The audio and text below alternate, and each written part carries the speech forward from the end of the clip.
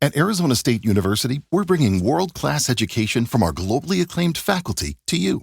Ranked #1 in innovation for 10 consecutive years and #2 among public universities for employability, ASU isn't just ahead of the curve, it's creating new paths to success.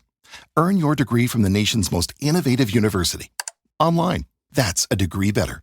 Explore more than 300 undergraduate, graduate, and certificate programs at asuonline.asu.edu. What is going on? Men, warriors, gunfighters, welcome.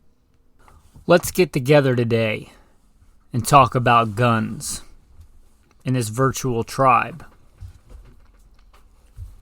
Specifically, let's talk about a gun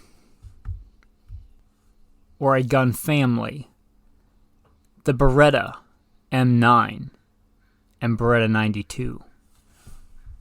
What I believe to be the best combat handgun of all time.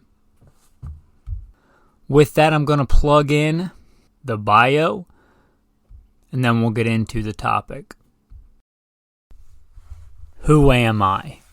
A question we should all ask ourselves. I am, first and foremost, a servant of God, made in His very own image, a follower of Jesus Christ, a simple man called by God to the Great Commission to share the good news of Jesus Christ. Next, a little bit about my background and what God has allowed me to do and blessed me to do in life. Grew up what most would consider very poor in the backwoods of the southeastern and mid-Atlantic United States, hunting and fishing. Joined the Marine Corps at 17. Did a couple of combat tours in Iraq. So a decorated Marine Corps combat veteran. Infantry assaultman. After the combat tours, I was an urban warfare instructor for the United States Marine Corps under Mojave Viper. I also served in the U.S. Army, both full-time and part-time National Guard. Also a veteran of law enforcement. I served with L.A.P.D. I was a sworn peace officer, a cop for L.A.P.D. I worked regular patrol assignments and more specialized assignments. One of those more specialized assignments was warrant service, fugitive recovery. Also had some other law enforcement roles. I am an F.B.I. certified firearms instructor and been certified by another 3-letter government agency in a lot of firearms and training things. I've also been a private contractor, worked in the private sector, pertaining to tactics and gunfighting and protecting America from enemies foreign and domestic. I served as the commander of a tactical team to stop active shooters in a large metropolitan area. That was our primary mission, to stop active shooters, which sadly are a thing in America today. I've also been blessed to do quite a bit of competition shooting. Started my first formal competitions even before joining the Marine Corps at 17. I had won more shooting competitions than I can remember. I have competed in all manner of disciplines in shooting. I've been blessed to be a state rifle and pistol champion, West Coast regional champion. Like I said, been blessed to win more shooting competitions than I can remember. Mentioned hunting. I've hunted to put meat on the table starting when I was a child. I've also been a professional big game hunter and guide, hunting and slaying all manner of beast. And I don't apologize for that. Humbled to be the host of 3 podcasts. Simple Man Sermons, Alpha Male Podcast, and Gunfighter Life.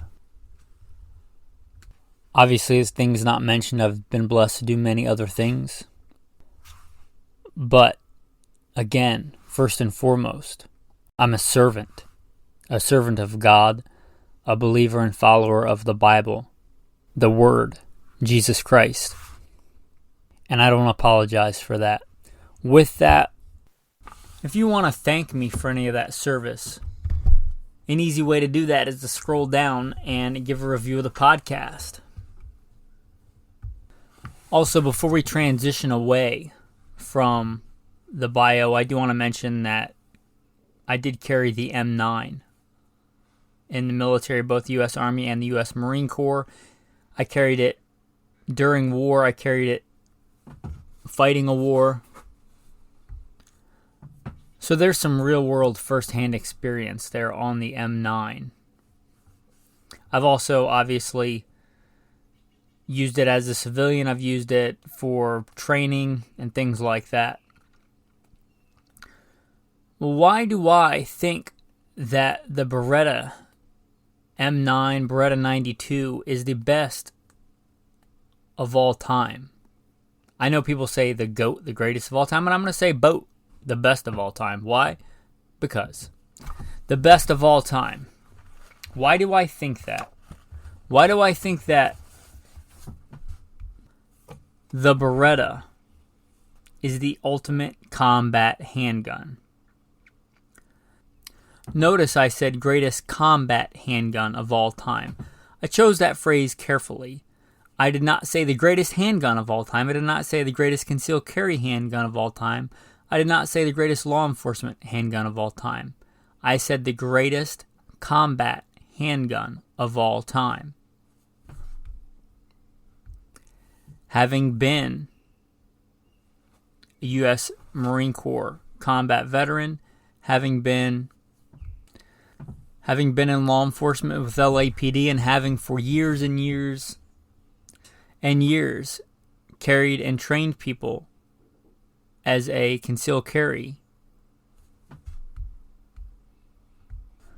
both instructor and somebody who concealed carries himself. They are different. I didn't say that the Beretta was best for that. I said combat handgun. Combat and CCW are different. Combat and law enforcement is different. As much as we kind of see our law enforcement transitioning and becoming more militarized, I would submit to you that it's a different role. It's a different environment. It has different needs. It has different mission parameters. In concealed carry, a defensive handgun encounter, a few seconds is a long encounter. Most defensive handgun shootings for civilians and law enforcement, I believe, are start and finished within 3 seconds. So a brief aside, check yourself if you see yourself in some kind of crazy John Wick scenario. From the time you draw that handgun, hopefully justifiably, and the last time you pull that trigger, it's probably a few seconds. Now, there are outliers, I realize that. But look at combat for a Marine, for a soldier. That often doesn't last seconds. It lasts minutes or hours. Or hours, day after day after day. That's a different environment. It has different mission parameters. A good CCW handgun, to use a common term, needs to be able to go from 0 to 60 real fast. You have to get that gun from completely, generally concealed and in a safe holster position to in action quickly if you want to resolve the majority of defensive civilian handgun encounters and still be breathing. Combat is different.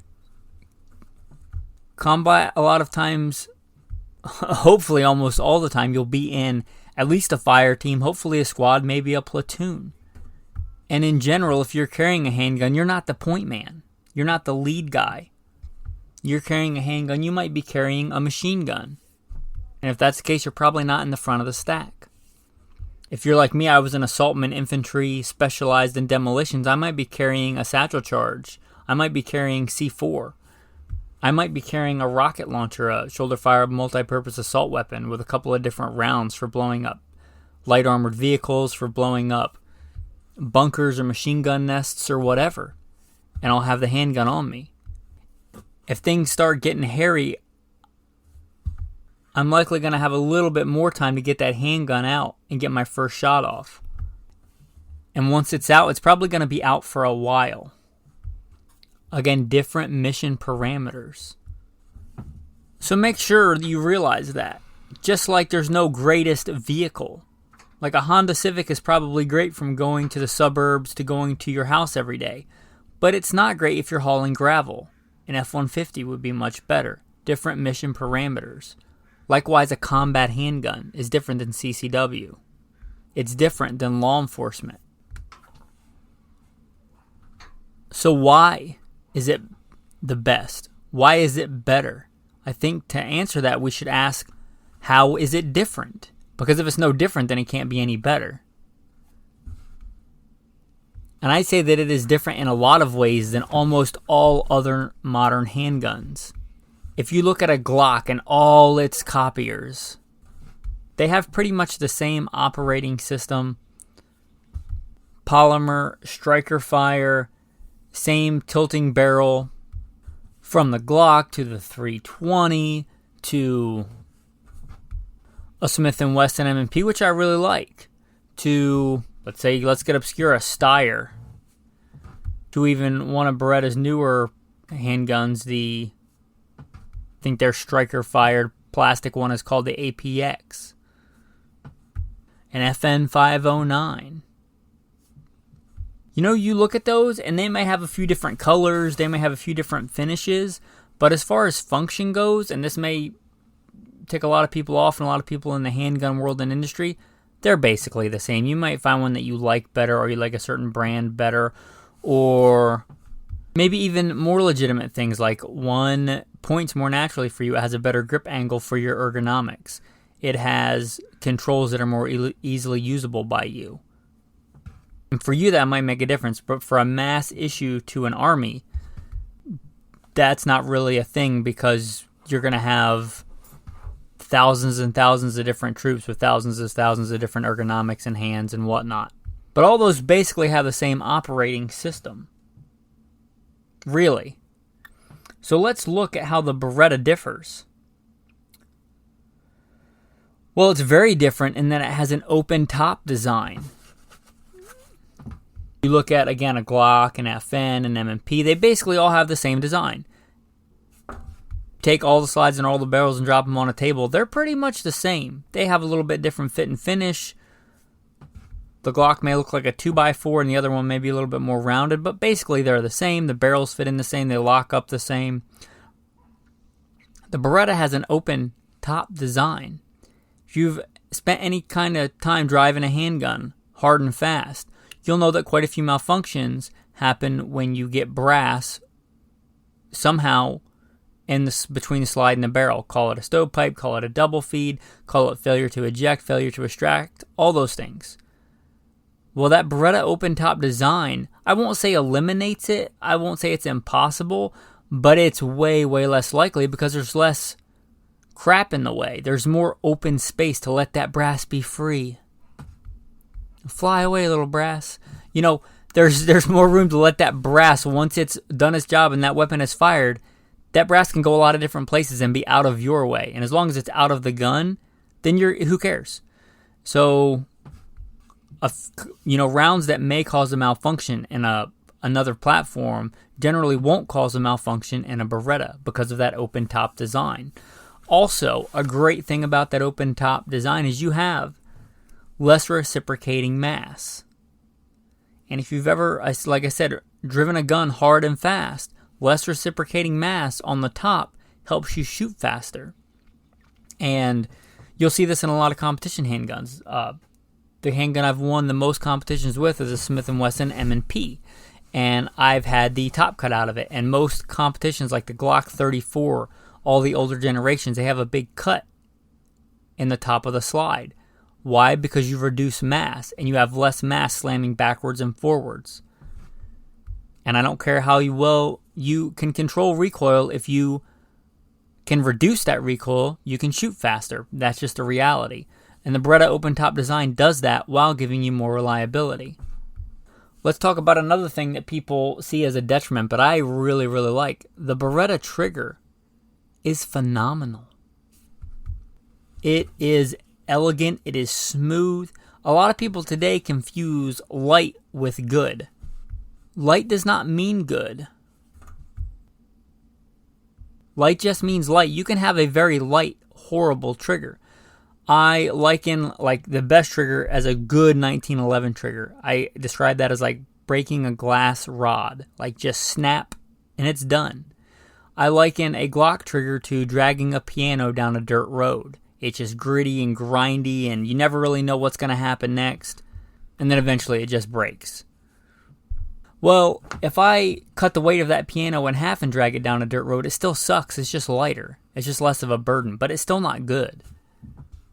The Beretta trigger, I like it.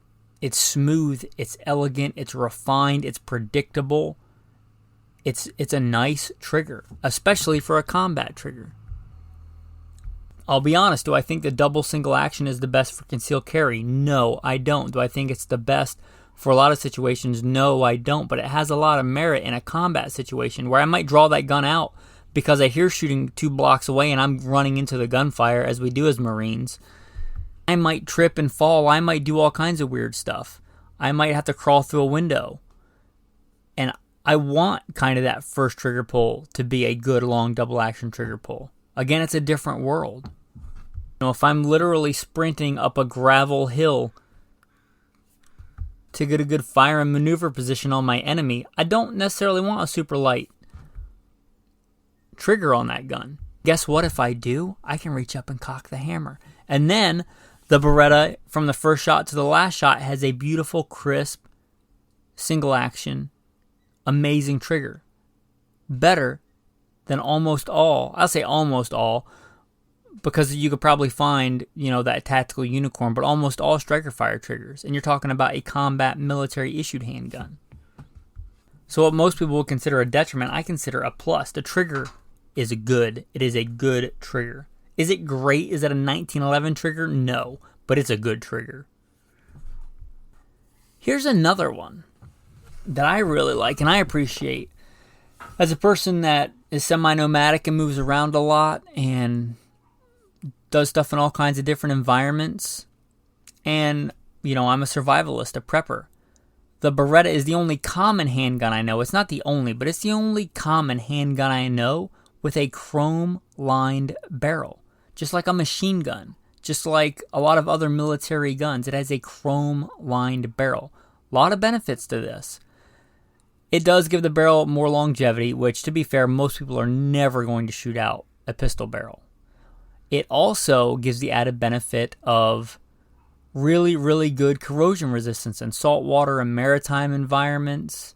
We did a whole episode on maritime guns. This gun has a chrome-lined barrel. It's a fantastic barrel for adverse conditions and adverse environments. And again, you get it just stock with a Beretta 92, a Beretta, M9. It has a chrome-lined barrel. You're talking about like a military-grade, chrome-lined, awesome barrel. And I saved my favorite for last.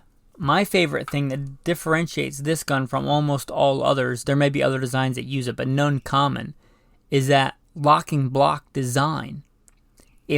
Once you get good with a handgun, if you are mediocre with a handgun or a beginner with a handgun, this is going to probably make no difference to you. But once you get good with a handgun, I'm talking you can shoot an inch or two standing offhand at 25 yards. You can shoot a couple inches at 50 yards. This tilting barrel locking block design, I think, is superior to a regular, what I would consider every other Browning tilting barrel design, the simple tilting barrel and a slide. I think the locking block has a lot of merit. If you take your Glock in front of you and literally just start pulling the slide back, you'll see that barrel dramatically tilt up. If you do this with a Beretta, you will not see this happen. That barrel stays in line. It stays flat and the locking block drops away. Well, who cares? Well, I care. Because I don't care how good your ammunition is, you will have deviation. Most people will refer to it as standard deviation, which means there'll be a different velocity for every round. And when that gun starts to unlock and that barrel lifts up, or even starts to tilt up, that's going to affect it. Theoretically, if all your ammo is exactly the same, it wouldn't matter. But since there's little bits of deviation, it does matter. Those rounds can shoot drastically different. And I say drastically, we're talking a noticeable difference at 25 to 50 yards. And most people would say, who cares about that? Well, I care about that. This is one of the reasons I think the Berettas are one of the most accurate out-of-the-box handguns without getting some kind of crazy custom build. They are fantastically accurate. Another big benefit, if you've ever lived through an ammo shortage, which if you're listening, you have. If you can comprehend the words that I'm saying, you've lived through the past 3 years and you've lived through ammo shortages. Now, you should always test. I'm big, if you listen, you know I'm big on testing. The number one criteria for your carry ammo, I'd say number two. Number one, make sure it actually fires. But number two, make sure it shoots the same place as your training ammo. Because who cares how good it performs in terminal ballistics if you don't hit the target? That's a moot point.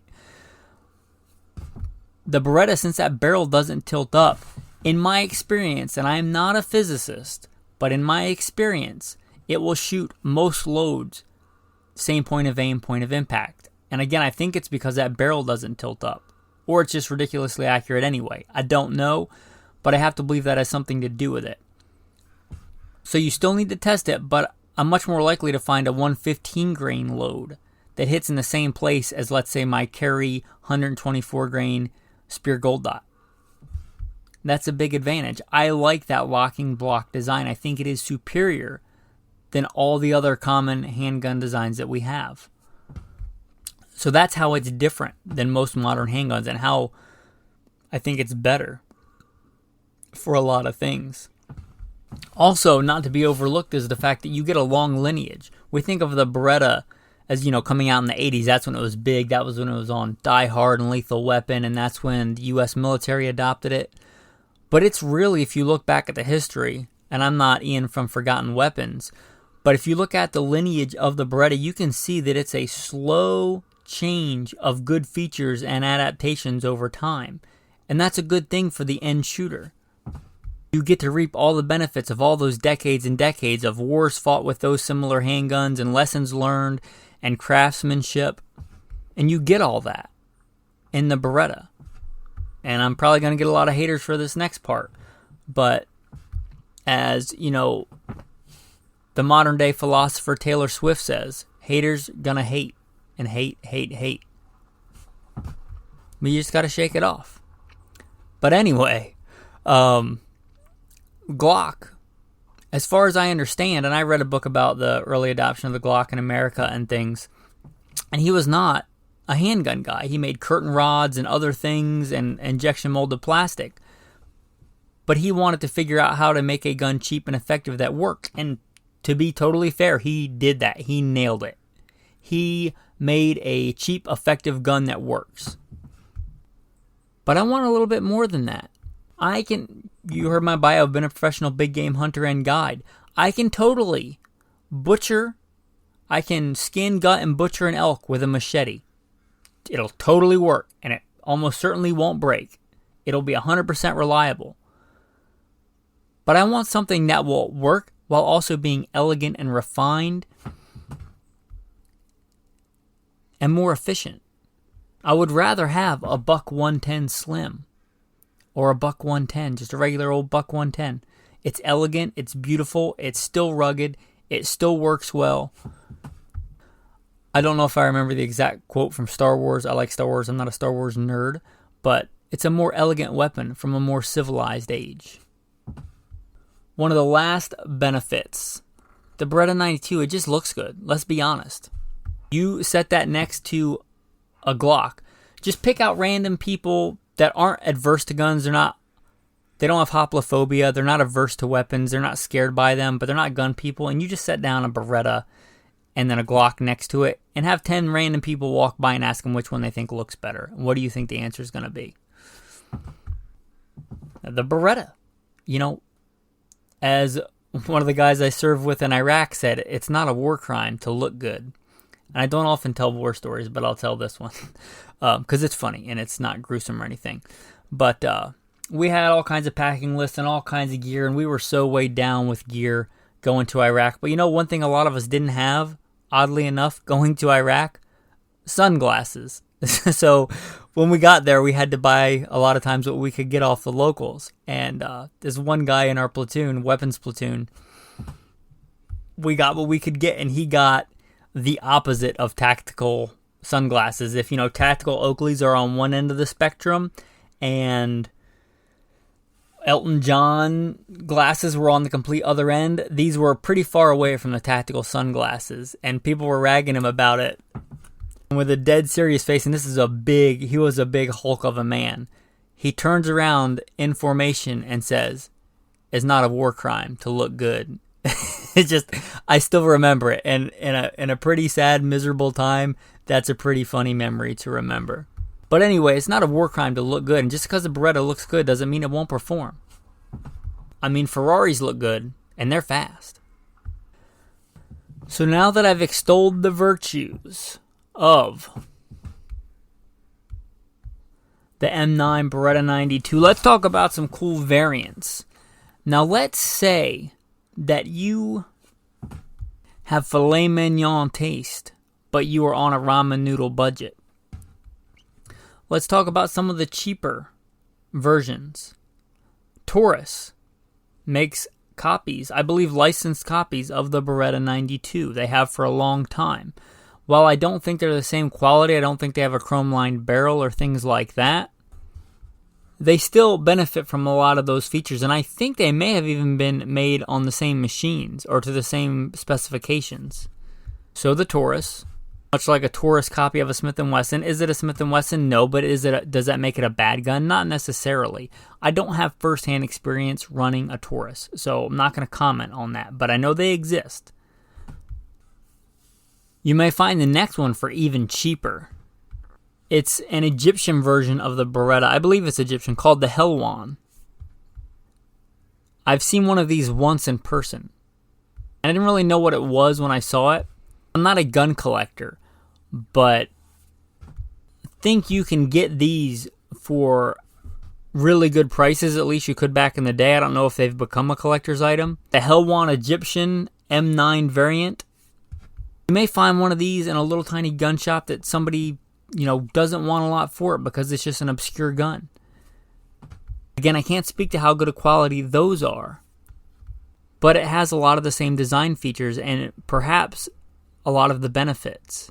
And I believe the Helwans are a single stack, so it might make a fine CCW gun. Again, I don't know firsthand. Now, your real common one is just going to be your Beretta 92 FS and your M9. And there are some really minor differences in literally the markings they put on the gun. But as far as I know, all the specifications and everything from the M9 and the 92 FS are literally the same, except for markings. I don't think you get a cheaper version if one doesn't say M9 and one says 92. I think they're, from what I understand, basically the exact same gun with different markings. Next, the A1, which I think corrects some of the drawbacks of the Beretta 92, and let's be fair, it came out in the 80s. But the A1's going to have a rail, and it's going to have changeable sights instead of that fixed front sight. And they do make sights that bolt over top of that, but the A1, at least all the ones that I know of, have just a dovetailed front and rear sight like a lot of other modern guns do. So you can change the sights out if you want tritium night sights or, let's say, the fiber optic sights. I do believe the M9A1 is what the Marine Corps went to, which will bring you into the A3 and the A4. Now, the A3 is the one that did not win the last handgun trial contract. I won't get into that. That may be a whole nother episode for a whole other day, whether that was the right decision or not. Anyway, the A3 and the A4, and I believe the difference there, I believe the only difference there is one lets you mount optics. It has an optics-ready slide, which in today's day and age is a thing. I have started running optics, and I have for quite a while now, and I have to concede they are better. They do give a real advantage in not all, but most scenarios. The A4, again, I believe is the A3 with the ability to mount optics. Whether it has any other modifications, I don't know. They also make the Beretta 92Xs, which are kind of like the civilian black concealed carry version.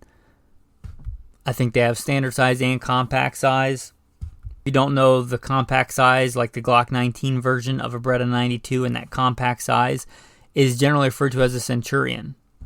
If you want something a little bit smaller, there you go. But they make those in the X, and I believe the X stands for being able to mount optics. A couple of other really cool variants. The Enox, we talked about the corrosion resistance of the Beretta barrel. Well, if you want a much more corrosion resistance overall, they make the Enox, which is like the stainless steel. Oh, because it looks pretty much all silver. It looks like a silver gun versus a black gun. And the Enoxes are cool. I think they look really good. And then they also make the Wilson Combat Beretta 92, which is a Brigadier version, which is generally supposed to shoot a little bit better. They are fantastic guns. And then Langdon Tactical is kind of known today for making like custom Beretta 92s, keeping them kind of alive in today's tactical market. I don't have any first-hand experience with those, but they sure look good on Instagram. But since I've never test-driven one, I can't speak to it firsthand. But those are some pretty cool variants of the Beretta 92. Alright, with that, that's pretty much going to conclude the main topic for today's episode. I hope you liked it. I hope you enjoyed it. Whether or not you agree with me, you may totally disagree with me. You may totally think that the Glock 19 is the best combat handgun of all time. And that's fine. You're totally within your abilities to have your own opinions. I don't think that everybody listens to this should agree with me all the time. I'm not that vain. But hopefully you listen to this with an honest and open mind, and are at least open to the things that I said in this episode. If you want to politely post your favorite or best, what you would submit is the best combat handgun of all time. Listening on iTunes, you can scroll down and write it in a comment. Say, good podcast, but I disagree. The whatever is the best of all time. And then me and a bunch of other people can see it. Feel free to do that. Talked about in the beginning this being a virtual tribe. If you want to be in the inner circle, the cool kids, there's a Patreon chat on there. It used to be $1 a month. Recently, I think Patreon changed their thing. I think it has to be $5 a month now. With inflation, that probably a fraction of what it was a year or two ago.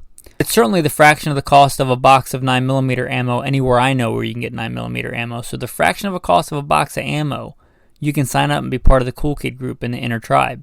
We talk about stuff like this all the time. In fact, this episode came from one of the patrons. They said, hey, have you done an episode on this? And you know what? I talk about the Beretta 92 sometimes, but I have never done a full episode. So you can thank them if you liked it.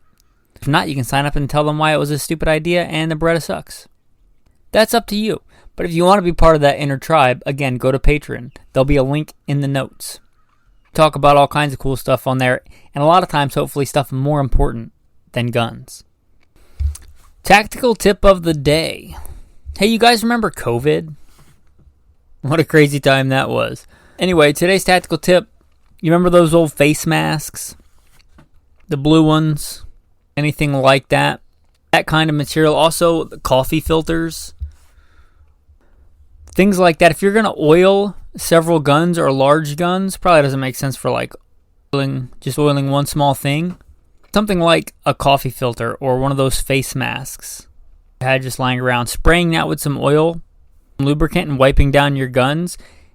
To work really well because it doesn't leave a bunch of crud behind. If you use just a regular paper towel, which you can do, and I certainly do, because it's easy and it's handy, a lot of times it'll leave residue behind.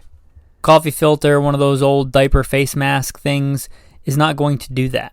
Let's say you're wiping down a bunch of guns, went to the range, whatever, spraying one of those face masks with some REM oil, dumping some oil on it, is likely going to do a better job on a face mask, on a coffee filter, than on just a paper towel. And you might have a bunch of those laying around, because it was a thing for a while. So that's your tactical tip of the day. Tactical verse of the day is from Ezekiel. Therefore, son of man, prophesy, and strike your hands together. The third time Let the sword do double damage. It is the sword that slays, the sword that slays the great men, that enters their private chambers. I have set the point of the sword against all their gates, that the heart may melt, and many may stumble. Ah, it is made bright, it is grasped for slaughter. Until next time, warriors, stay strong.